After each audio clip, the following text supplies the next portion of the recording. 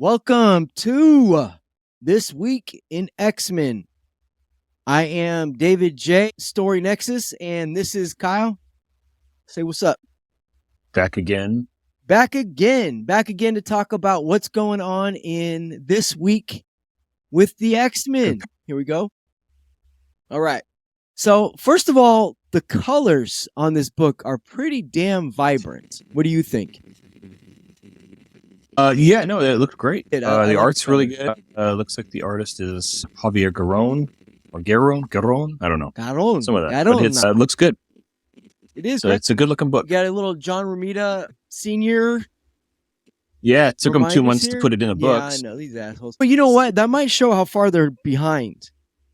They might be behind. Maybe, but even then, you think like you could like, hey, dude, like this guy that like one of our greatest artists passed away. Maybe we should get that book out. One of our established mainstay artists, like the guy. When you think of Spider-Man, like maybe you think of Ditko, but a lot of people probably think of Romita. Yeah, no, for sure, Ditko. And the art is good. It's good art. That makes the book even more bestus, more bester in my ideas. More bester? More bestises. I like it a lot. Todd McFarlane just said he could sell a book written by his dog. It was drawn by Michelangelo. He couldn't sell a book written by Shakespeare drawn by his mother. Right. You can draw. You could sell you could sell a well-drawn book that's horribly written. Yeah. I think it's much harder to sell a well-written book that's horribly. I think can be done. Two types of readers. There's the ones that get to these books and barely read the context and go through them fast.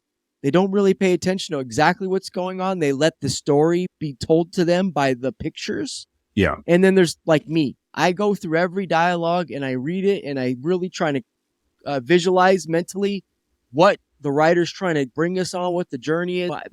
It's different kind of mind. It's like left and right. Yeah, and it's not just the writer too, because a lot of the writers, they'll give the artists, let them do what they want to do. I'm sure like a lot of them will give them direction, but a lot of them want the artist to be able to do something they want or throw ideas back at them and sure. with ideas. That's the best books. That's the best books is when the writer gets out of the way of the artist. A shout out to the Nightwing book, because Redondo had a couple of issues. They've all looked great, but there's been a couple of really fun issues that he's drawn. One was where each page is like a continuation of the action. It's like as he's moving through the city, each page like he's moving further in the city. Yeah. Let's get into the book. Okay. So we're going to start off not long ago. It's MODOK. Now the big question was last time we were talking about it, who the fuck is Captain Krakoa, man? Who the fuck is this guy, bro? I don't know who.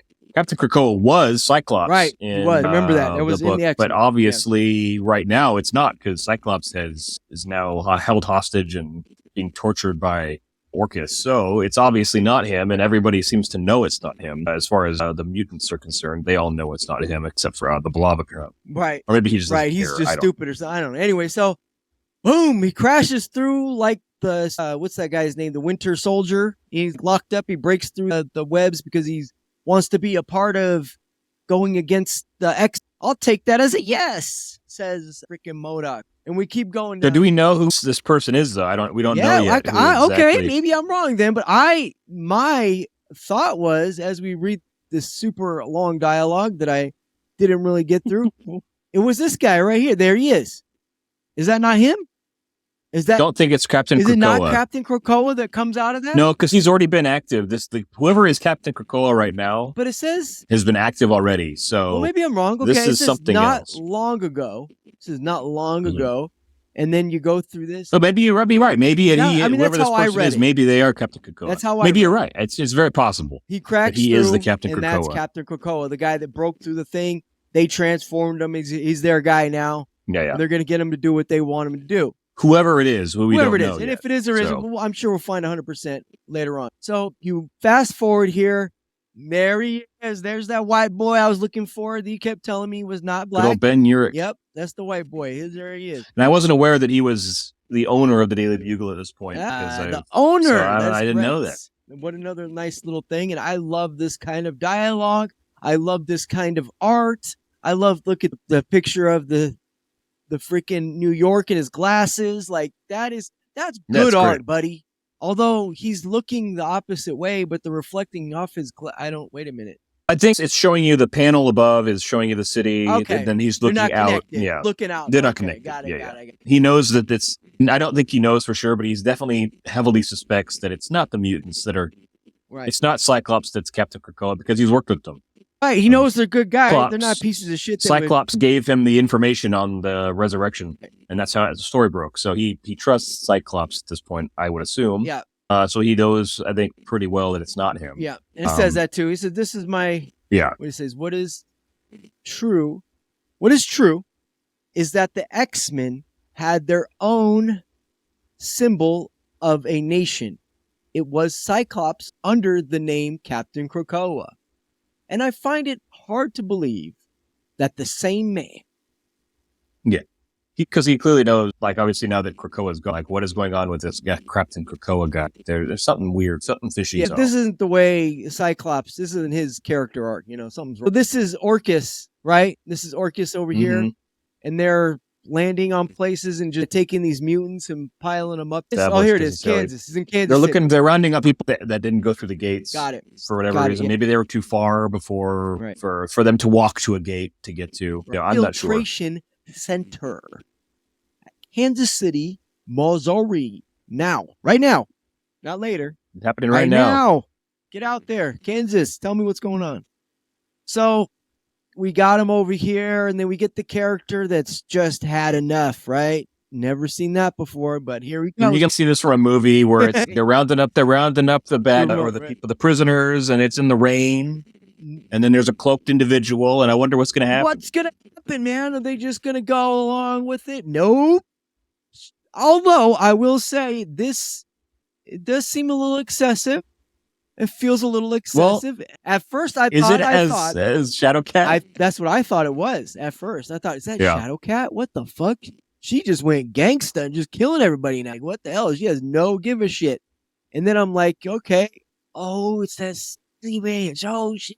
Yeah, it's Psylocke. Psylocke, who is awesome. I love Psylocke. That's one of my favorite chicks. Psylocke's great. It's her character arc is separated from Betsybraddock, so they're two different characters, but they're similar in a lot of ways. So she was one person, then she turned to another person, and then she had both the people together, and then they separated them both. Originally, it was like she was it was like a body made for her, and then they retconned it to be like it was a body she took, or like she was forced into, and it was somebody else's body. Now they're separated, and it's fine. Now they've cleared it. Canon is the original. She's the Japanese woman that. Okay, by the hand. I said that way different. I was like, Kawan? I think it's Conan. I think that's how you actually pronounce it. I'm not sure, but Quanon, however it works. She just taken this. Yeah. She's just straight up Psylocke, and Betsy is now. She was great in Hellions. She was good in that too. Yep, and it was her book. It was great. I loved it. She's had a connection from the beginning of this with Sinister. Reluctantly, he's got her daughter's DNA. And she wants her daughter back. Okay. So she was reluctantly working for him. And then she, after all the Hellions, she was made. That's right. That was in Hellions, though. Yeah. That's right. I remember that. Okay. So and honestly, there's certain characters that when you see them show up, you have an understanding of what's going to happen. And you also enjoy the book more when that character's in it. And Psylocke shows up. Feel like she's one of and those. She's in her classic outfit. Yes. She feels like one of those characters that you just like watching do shit, you know what I mean? And I like that. So she comes in here, and then this is the girl you thought that were. That's right. I thought she was on. I made a mistake in the last episode. Monet Saint Frenzy and Monet. I got Frenzy and Monet mixed up for some reason. So that's Monet. How do you who I said Monet Saint Corks? Saint Croix. Saint Croix. And she's got she's got spine and her like hands are like claws, and she's also got some telepathy. Okay. So I mean, to me, she looks right. Yeah. But she's right off of a character of Lady Deathstrike, though. I mean, almost. She seems Lady Deathstrike-ish. Right, like she's like a dove or some shit. Originally, I think she was a bad guy. I think they actually named it here. Penance was one of her names. And she was in X-Men. That short-lived book. Right? The X-Court book. Okay, yeah, I didn't read that one. That I think only lasted maybe 5 or 6 issues before. Unfortunately, it was one of those. I stopped reading after the second or third issue, but that was a bad one. I remember. Yeah. It wasn't my favorite. Yeah. Oh, let's move forward. So, and good characterization. They come in there and they just wreck some house, break the shit open, get the people out, get them out of there. Let's move. Go. So now immediately she thinks to herself, she's fucking up in a way. She's killing all these people. Like, that was her big thing with the Hellions, too. She didn't want to kill people. That was a problem. Yeah, but at this point, Orcus killed. Yeah, as far as most of the mutants know, that hundreds of thousands of mutants were just demolished, destroyed, killed, slaughtered. The gates. Yep. Yeah, so that's all they know at this point. Right rightfully, they're pissed at Orcus. This art and this coloring, everything. Look at that. And see, I like when they do the blacks. When this does feel a little digital. Feels a lot digital. It probably was. And there's nothing wrong with digital necessarily. No, there's not. I think almost all of it is digital at this point. But like this face, like you look at the face though of the guy, that looks drawn very well. And then like her jawline and stuff look drawn, but it still has, I don't know how to explain it. I like the color. It's pleasing to the eye. They put the colors together. But she's got a good color palette with the pink, like Psy blades, and then I love those. It's like indigo. I like that. And purple and stuff. Like there's just nice coloring for her, and like she's got the butterflies or I don't know if she does. Betsy did. I'm not sure that Psylocke has the butterfly stuff. Okay. I don't quite remember. They both have the same power at this point in a way. She has the power of a nice ass. We'll say that too. They always do that, which is a little creepy because it's a video, it's a comic book. It's not as egregious as it was in the 90s. Yeah. You don't have the Sue Storm Fantastic Four boob window or anything like that. But do you think they think to themselves, a lot of these comic book guys, man, they're not getting laid. Like they're not getting chicks. Like they're just I don't know. It's just sometimes people. I mean, if you're an artist, you want to draw a nice looking woman. Sure. Why not? So she sees Mr. fucking Cap. She just murked a whole ton of people, and she's thinking to herself, "I fucked up. He's coming after me. This asshole. Fuck him. I'm beating his ass. Enough of this shit." Well, she's like, "You're just another human trying to mess with us again." Right. Cap goes out of his way to show her. And I hate this because he shouldn't have to. He's Captain fucking America. He's earned his respect, but I could see her point. She's trying to save the mutants. She's pissed. I would be too. Like she said in the other panel, I think a couple pages back, they were children. They killed Orcus, killed a bunch of children. No, she snapped. She had enough, and she's like a mommy kind of figure in her mind. And she had a daughter that was taken, she killed. Has that energy, caring for something. A well-designed female character has that energy and that feel of a nurturing, loving thing that wants to take care of things. Sure. So that's how I feel. And the more masculine character wants to protect. Like a thing that I feel works well together. It's like how most people do. Anyways, so we recognize right away that Cap is not some brainless idiot, but he recognizes what the fuck. But he was attacked by Orcus during the Hellfire Gala. That's right, because he got the alert on their fucking pager. They said, "Hey, Cap's life signs are down. What's going on? What happened?" So he recognizes something's up from the get. Could he be a sleeper? I don't know. Just saying. I don't think so. You heard it here. Because the Uncanny Avengers that was a book. Right. Who wrote the original Uncanny Avengers? It was a team that a lot of people liked. I didn't read it, but I know that a lot of people really enjoy it. Oh, it was Rick Remender. That's right. I love Rick. Oh, no. Oh, yeah. No, Uncanny X-Force, was it? Or was it? I think it was Uncanny Avengers. Okay, maybe he did too. So, I know he did X-Force. I know X-Force was Uncanny X-Force. And that was the one with Wolverine and the dark costumes and all that. He did, yeah. But so maybe he did both, right? He did both. This one, I did read it. 2012 is when he started the Uncanny Avengers. And it was a very popular book. Yeah. But anyway, so we get going here. And we recognize Penance. This is not good art, though. I don't like this right here. She does not look good. She looks weird. The fire looks good. Cap's uniform looks really good. But Penance's face looks, I don't like it. And I don't like Quantum's face either. I think it's some of it the way that I'm sure some of it's the pencils, some of the lighting from the fire and all that. Dude with tits. But anyways, move on. So Cap is recognizing that, hey, man, I'm on your team, guys. Let's go after these Nazi-esque bastards, right? Yep. And clearly Orcus is fascist, Nazi-istic. They're a little weird and creepy and horrible. I almost got a fucking Woody off of this because thank you. Thank you! That's what Captain America is, bud. How hard is that to make a story of that kind of an adventure where somebody is so driven by the wrongdoing of others that he's going to stand up no matter what? That is Captain America, man. He doesn't care what the repercussions are. that's wrong, I'm going to stand up for it. And that's what I like. And I don't know why it's so hard for me. Hopefully, Mr. Sherminsky, what's the hell's his name? Straczynski, not the Unabomber, does a really good job with Mr. Captain America, because I'm looking forward to that. Straczynski I really enjoy his writing. He is maybe my second favorite Spider-Man writer. Yes, great. So hopefully we'll see if he can deliver second on the favorite Spider-Man. That's a hot take. Who's number one?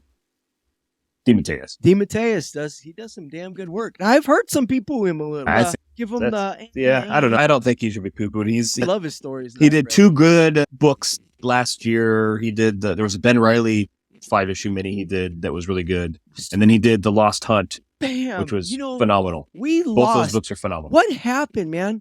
There was like 8 really good Spider-Man stories to none. We went from 8 great ones to none. Not one good Spider-Man story out there right now.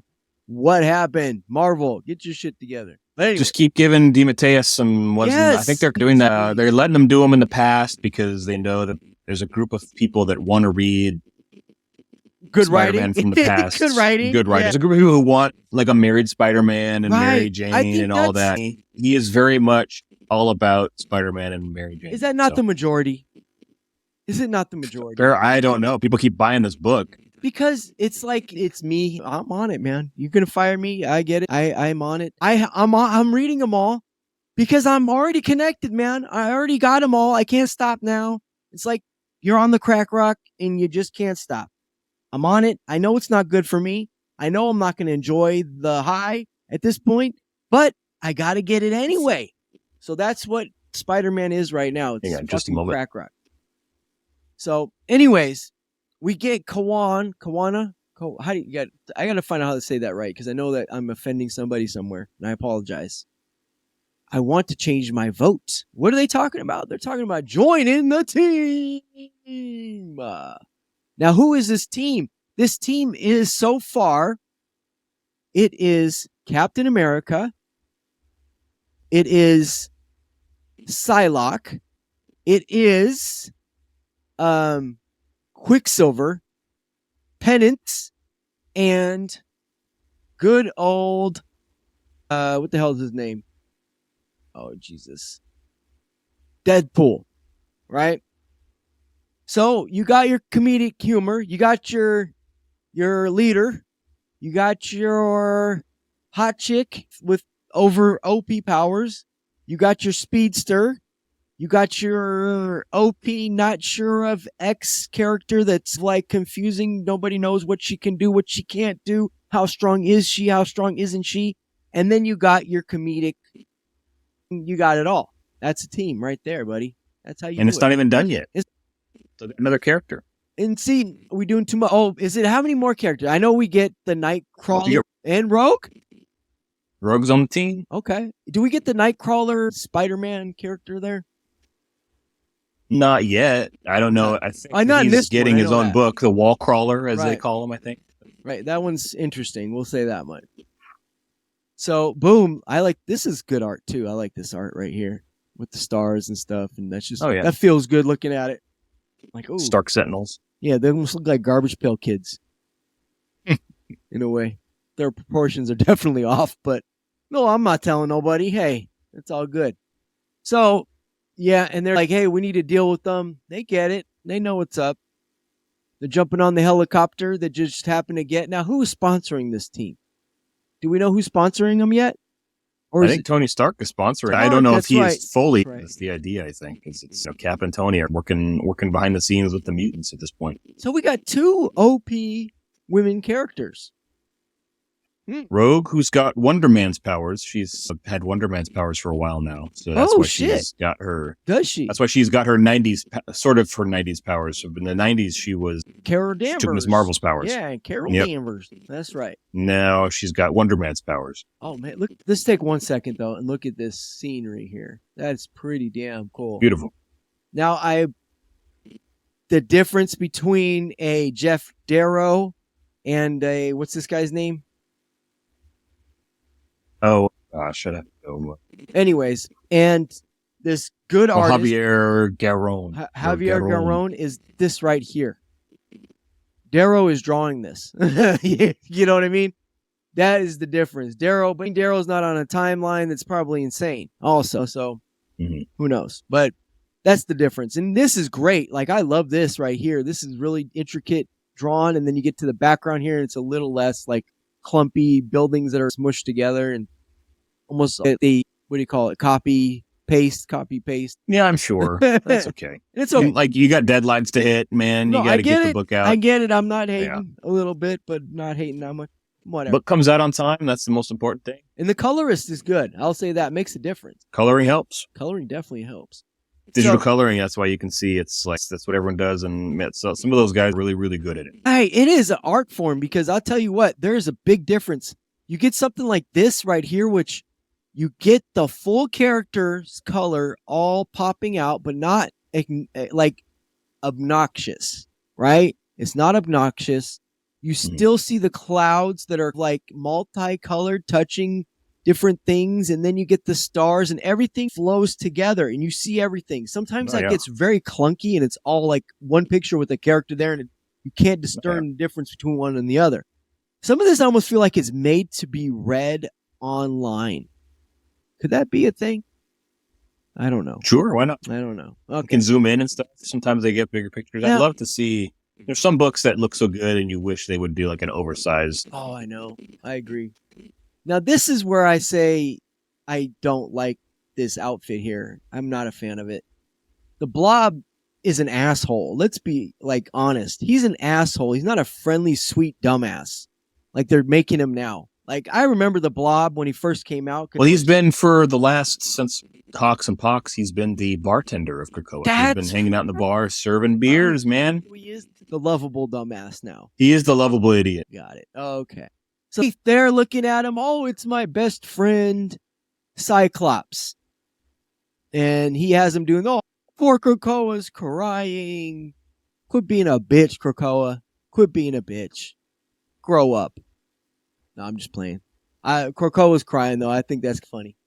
I'm not that heartless, guys. Come on. So he goes, hey, let's get him. And Krakoa's, oh no, he falls right through the center there. Now, I thought this would be a little more tougher to get into. Doesn't look like he tried very hard. Kicked the damn floor and then broke through it. He ends up, and maybe his Krakoa is just not doing so good right now, huh? Is that what it is? He's kind of... There's no one there except for Charles, apparently. Okay, so Charles is right. the only one. And every time like Orcus shows up, he plants in their brains the idea that the entire island's covered in monsters. And none of the Orcus people want to go to the island at the point in time. They're like, nah, I'm good. Got it. No, yeah, and they're getting murked left and right. I probably wouldn't want to do that either. So, okay, who are these guys? The Von Struckers? The Von Struckers? Like Baron Strucker? I'm not sure they're related. It's a real person, I don't think they are. Baron Von Strucker is a character. Oh my God. The Von Strucker, or is it the Von Struckers? They're okay. They're like twin mutant Nazis, basically. Okay. They're what was going on in the Avengers movie, right? But I think they are the children of Baron von Strucker, or he's a character. He's like a World War II Nazi evil guy. So I think he's a Captain America villain. And yeah. Okay. Yeah. Anyways, it doesn't matter. It's just one of those things I'm thinking. Okay. So we got the characters, the two Nazi people, Cap over here. Nothing suspicious. He's wearing his shield on like a backpack. That doesn't look obvious at all. And then he runs into Deadpool, who's blending in, kind of hanging out. And he takes him, puts him on the team, right? And they find Monet and Psylocke. Yeah, I'm gonna try to help him do a better job than I did last time, because apparently he was on the Unity Squadron. Cap. So they go down to the tunnels. I remember now. They go down to the tunnels here. They're in the Morlock tunnels, and they're talking to Tony, who looks really weird. That's a really weird. And Tony. Emma Frost. That's Emma Frost. Oh yeah, that's right. She's in disguise. Okay, so that's his boo. Although maybe they keep acting like it's a big deal and that they're in love, and I think it's more than it's sort of like a facade. Maybe they're doing it so that Emma can be more prominent as far as she goes. I don't think when they getting married because they're in love. By the way, we know from I think it was the last, I don't know if it was the first Hellfire Gala or the second Hellfire Gala, but clearly Emma Frost has a thing for Captain America. She's got a thing for Steve. That's right. And I think there's a rumor, it's possible that the Stepford Cuckoos, those are like the weird kind of clone daughter type things of Emma Frost. We haven't heard from them in a while, too. They may be, there may be some Steve Rogers DNA when they were made inside of X. Shit. Weapon X has Steve Rogers DNA, so it's possible. Maybe maybe her children, quote unquote, are her and Steve's. Not been confirmed. Maybe that'd be fun if it was. Cool, though. I like that idea, actually. Kind of cool. So are these these added onto the group here? I think this is kind of them getting together the team. Now, these are obviously Shadowcat, Rasputin, and one Rasputin's one team by herself. Right, now that was my thought too. She's kind of OP. They make her like a child here. I don't really like that. She looks more like she did in the Hellfire Gala. Though she looked more mature in the Hellfire Gala than she does here. That's kind of original costume when they introduced her in Powers. I don't know. It's just that's just the way the art turns out. That's okay. It'll be different next book. So here we go. They have a cool shot where Emma's wig comes off when Quicksilver kind of runs by.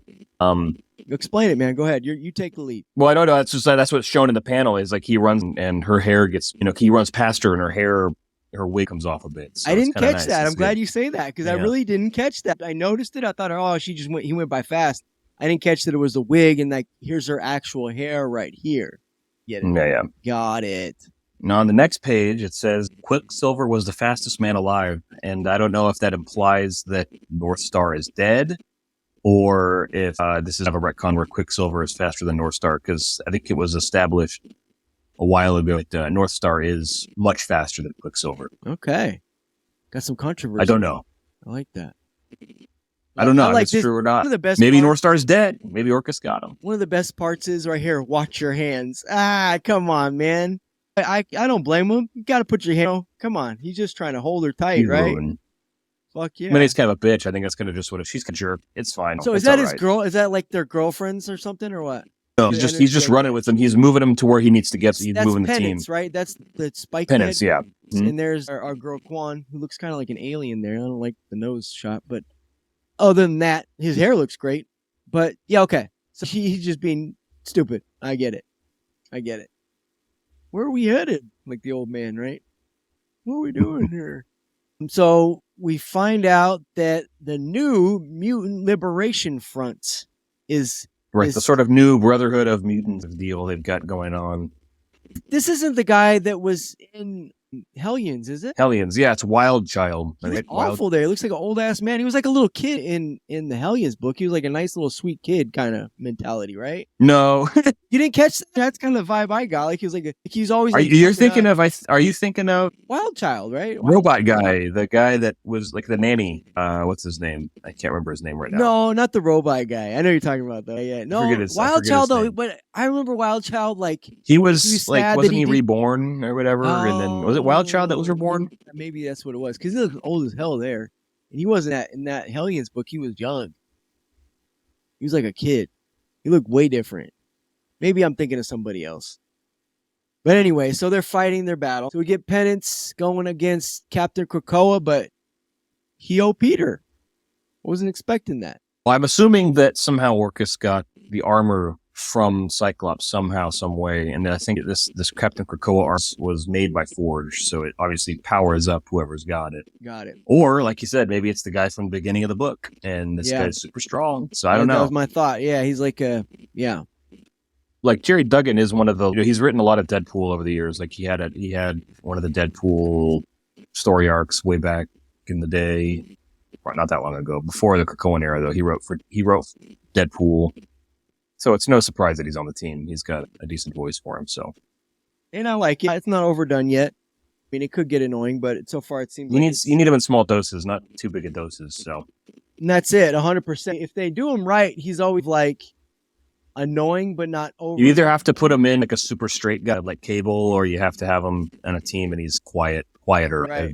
His own book is a little much, I think. So that's just my opinion, of course. Well, if they have the right writer for him, he's great. I really like the way Rick Remender writes him. I thought was good because he doesn't write him as just an asshole. He kind of writes him as like he has. Well, I don't know what he has. He has just like a charisma to him. You know what I mean? Yeah. Where he's still not just a silly joke. Right. But anyways, so let's digress forward here. So again, Captain America whoops some ass. We get him. He's one-on-one with Captain Krakoa. And Captain Krakoa kind of one-handedly breaks his fucking arm, boy. That's a twist, right? I wasn't expecting that. Like, he figured out what he was going to do. And at this point, I'm wondering if Captain Krakoa isn't like a version of Steve. What do you think?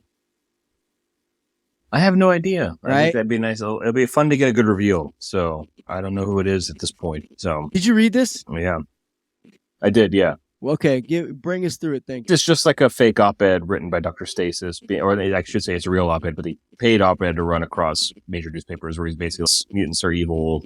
We're trying to help get rid of them. It's propaganda for Orcus. It's written by Jonathan Hickman. It's for his Gods book. Okay, that's what I thought. So this has nothing to do with the there's other, something right? going on. Some guy's dead. I can't. Does that not look like the Eternals guy? Yeah, and they even say it. It's he's an Eternal, but it's obviously like, where is he coming from? Okay. Is he from this? I don't think he's from this dimension. Oh, got it. And they pull a tesseract out of him, and then they've got a plate full of them. They got a whole bowl full of a bunch of tesseracts. So there's something going on for the Gods book. Are you excited for that book coming up? I'm gonna pick it up for sure. It'll be fun to see what he's doing. Now, they've been teasing it about a page here and there in different books. Not sure what's going on yet. I guess we'll find out. I think is it next month or the month after? I'm not sure. Now, did you read the Alpha Flight book? I haven't read Alpha Flight. I read Dark X-Men. And, so give me a quick kind of Dark X-Men. Is it a must read? I don't think you necessarily need to. I don't know if there's any ramifications as far as yet, but Orcus has one of those a robotic Wolverine, and I forget what the character is. The evil Wolverine. Alex, not robot. Alex. Albert. That's his name, Albert. I know it is. I'll put money on it. It's Albert. This is the Madeline Pryor-led X-Men team dealing with shit on their own. She's kind of housing some mutants in her little limbo embassy. If you like Madeline Pryor, which why wouldn't you? She's in it, and then Chasm makes an appearance at the end as like a tail end of the thing. If you're into that, if you like the dark web, which I don't know why anyone would, but that's there if you're a big dark web fan or you love the direction that Ben Reilly's gone. Okay. No, I don't. And then, like I said, X-Men Red, it's not on that list, but it was all-out war for the mutant. And on I think you came up on a book that wasn't supposed to come out yet or something, man. Because it's just not listed on that panel. But if you look at the back of X-Men Red, it's all part of it, and I don't know why. I think it's just because they have some stuff written on the bottom. But X-Men Red, it's on what I'm looking at right here. I guess they just didn't list it on there. I don't know why, because they didn't put the dates on it either. On the back of the X-Men Red, it lists Jean Grey. That book I'm looking forward to. That Jean Grey book is supposed to be. It's a really good writer. I forgot who it is. I think it's Simonson's doing it. Louis Simonson. Yeah. So I'm excited for that one too. That's going to be well written. If you're a fan of classic X-Men, if you're a fan of Wheezy, if you're right. Yeah. Hell yeah. Yep. Realm of X. Is that going to be a must read? I wonder. It's a Cy Spurrier book. I'll pick it up. Cy Spurrier's a hit and miss. He had some like independent books that blew me away. I loved them. And then he's had some X-Men continuity books that I hated. So I've been enjoying it because he did like the Legion stuff, and he did a lot Legion of Legion was stuff, good, and then it went. The Way of X was great. Loved it. Mm-hmm. It was very good. Legion of X got weird, and it got stupid real fast. I don't mind weird. I don't like confusing and doesn't make sense, and that's kind of where I felt like that book went. Where it was just like, I don't care about this character. Why are we talking about him? But I get it now. It makes more sense now, but they just, like I said, if it was 1 or 2 months or 3 months of us going through these characters and then boom, they drop this that's going on right now, I would have really liked those books. But it went like almost a year of us getting all these nonsense books that were nothing to finally figure out how they connected. And at that point, you're like, I don't even care at this point. But okay, so let's get our final words and final thoughts on the books. Tell me what was your vibe of Uncanny X-Men, and what do you give it 1 out of 10? I enjoyed it. Art was good. The writing's solid. I think there's a lot of, it'll tail into other books pretty well, going forward in this Full of X sort of series. Yeah, it'd be like an 8 out of 10. That's a good number. I think I would go maybe 7.5, probably 8 also, but it's more with the expectation of what's coming that I'm giving it a high score. The idea of these characters clicking together, what the adventures are going to be, if the voices, let me state this very clear. If the voices for these characters stay the same as they are right now, then I will absolutely love this book. So Dugan, Mr. Dugan here, Jim Saw Dugan, he did the X-Men books, right? The X-Men. He did, yeah. He started like when this whole initiative started. He was on Marauders, and then he switched to Marauders, the X-Men main title after Hickman. Where Hickman left and was doing the Inferno stuff, and then obviously he kept going. Now, let me give him a shout out though. A shout out for his Conan book. That was fucking great. And his, what was this? The Avengers book he had? The Savage Avengers? Savage Avengers was a great book also. And he did some Batman work, I believe, too, right? I'm not Batman sure. or Nightwing, something. He did something like that. But anyways, I digress. So it's an 8 for you, a 7.5 for me. Next week, I think we should start going. We're going to go over the same X-Men books that came out, and we'll try to do them the day of if we can, every Wednesday. Does that sound something you could do? Yeah, we can try to do it. Yeah, so every Wednesday, we'll try to have a little quick recap of what's going on with the X-Men. And thank you for coming in, Kyle. I'm looking forward to seeing you on next Wednesday. You got it, man. All right, David. Have a good one.